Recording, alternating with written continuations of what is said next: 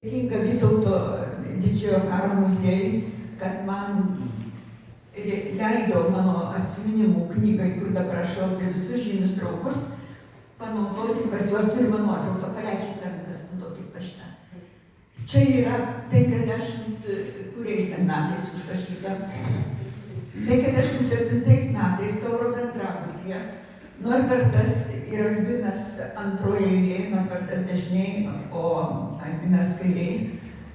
Ir jie labai tada susidraugavo.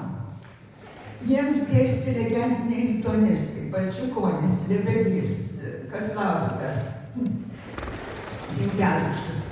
59 metais katedros vedėja Meilė Lukšienė, dėstytoja Vanda Zaborskaitė, jų labai mylima, Irena Kostkevičiūtė buvo pašalintos iš universiteto dėl nacionalizmo apraiškų katedroje, lituanistikos katedroje. Vinco Kapsuko vardo universitetą kontroliavo ir partija, ir saugumas, ir vietinė partinė organizacija. Iš tuomet jauno talentingo dėstytojo Donato Saukos liudijimo apie to laiko universiteto atmosferą. Prisimenu kuriozinį atvejį. Po pirmo kurso Norbertas su draugu atnešė į Tautos institutą, o jis taip už tai gaudo vasarą rinkdavo Tautos, kad gautų porą rublių. Pluoštą antitarybinių dainų prieš Staliną. Tai nugriaudėjo. Tuo imtų domėtis, kiek čia prisidėjo Sauka, gal net paskatino. Aš ir taip negalėjau apsiginti nuo tikrintojų. Neprisimenu paskaitos, kad galiniame suole nesėdėtų kuris nors iš universiteto partinių arba komjaunimo aktyvistų, dažniausiai sėdėdavo keliese. Absurdiškas laikas, tikrinimai, skundai, svarstymai, draugiški teismai, šalinimai iš universiteto. Studentai organizuojami prieš dėstytojus. Tužningos kalbos, tužningi veidai. Aktyvistai kalbėdavo taip, lyg būtų pasirengę durtuvais ginti tarybų valdžią. Pašalinta iš universiteto Meilė Lukšienė, dirbo mokytojų tobulinimas institute. Tyrinėjo švietimo istoriją Lietuvoje. Mes susituokėme 96 metais ir apsigyvenome Mokslo akademijos bendrabutyje. Šalia Respublikinės tuomet vadinosi bibliotekos, į kurią Albinas ateidavo, nes joje buvo daugiau leidinių anglų kalba negu universitete. Tada ir susipažinom. Trumpai užėjęs ir pasivaišinę, jie išeidavo pasivaikščioti. Ir kalbėdavo vaikščiodami apie biblioteką arba tuometinėme jaunimo stadione, kur buvo vietoj Seimo rūmų. Nes jautė, kad abu visur lydi ausis. Aišku, ir aspirantų bendrabutyje ir tuo labiau Albino universitete. Albinas buvo labai gabus ir sumanus ir buvo jau rengęs modernę audiovizualinę kalbų mokymo laboratoriją.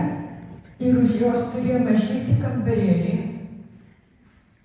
belangį, gal jis iš ten reguliuodavo garsą, vaizdą, kurį Norbertas vadino Albino bunkeriu. Buvo labai įdomu ten svečiuotis, nes jis visada turėjo kokių nors įdomių žinių iš užsienio kultūros ar literatūros. Švietimo, kai lankydavomės pas Meilė Lukšienė švietimo pedagogikos institute dirbdama, tyrinėjo švietimo istoriją. Svečiuojantis jos namuose nekartą reiškė didelį susirūpinimą viso šitą, kad yra klastojama universiteto švietimo istorija. Oficialiai neginčiama versija tuo metu buvo, kad SSR, Europinės dalies seniausias universitetas, įkurtas 1755 metais, įsteigtas Maskvos imperatoriškos akademijos pagrindu, o vėliau nuo 40-ų vadinamas valstybiniu Lomonosovo vardo universitetu yra seniausias universitetas Europinėje dalyje. Ir Lukšienė labai rūpinosi, kad būtų įrodyta, kad Vilniaus universitetas yra 200 metų senesnis. Jis įkurtas vieno turtingiausių jėzuitų ordinų, kurių kryptis intelektualinis švietimas, vertimas švento rašto į nacionalinės kalbas. Albinas surinko pavyzdžius, kurių žymiausių Europos universitetų steigėjai buvo jėzuitų ordinas. Tai Heidelbergo, Jėmos, Prahos, daugiau neatsimenu. Bet kas galėjo šitą mintį teikti Kubiliui, kad jisai išdrįstų kreiptis į mūsų komunistų partiją, kuri klausė Maskvos, kad jinai išdrįstų Maskvai beprieštarauti, kad ne Lomonosovo universitetas yra senesnis 200 metų. Ir čia, žinoma, priežastis buvo tai, kad atseit jėzuitų akademija nesiskaito universitetų. Jonas Kubilius, tuo metu rektorius, žymus matematikas ir tikimybių teorijos kūrėjas ir tuo metu rektorius, tikrai galėjo galbūt išdrįsti ir jisai turėjo nuoskaudų. Būdamas pasaulinio garso mokslininkų, tą tikimybių teorijos kūrėjas, jis negaudavo jokių siuntimų skaityti savo mokslo darbus užsienyje. Tik Maskvoje ar dar kur nors. Galbūt ir suveikė jo ambicijos ir jis iš tikrųjų buvo didelis universiteto patriotas. Tai,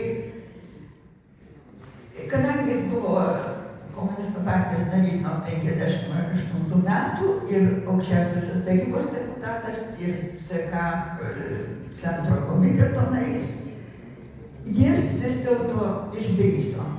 Bet aš kadangi labai daug medžiagos rinkau ir apie Kentrą, ir apie Lukšienę, ir apie kitus, tai man labai atkreipiau dėmesį, kad Santaros almanache 21 metų vasaros numeryje yra prisiminimų pluoštelis skirtas Jono Kubiliaus 100-mečio paminėjimui.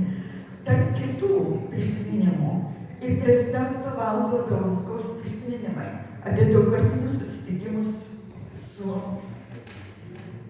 Kubilium. Kaip jie vykdavo. Aišku, pakviesdavo į namus ir į universitetą, bet dažniausiai tai tikri pokalbiai vykdavo, jeigu pakviesdavo pas, reiškia, pietauti namo, arba į savo vasarnamį, arba jie vaikščiodavo po kiemus tiesiog universiteto.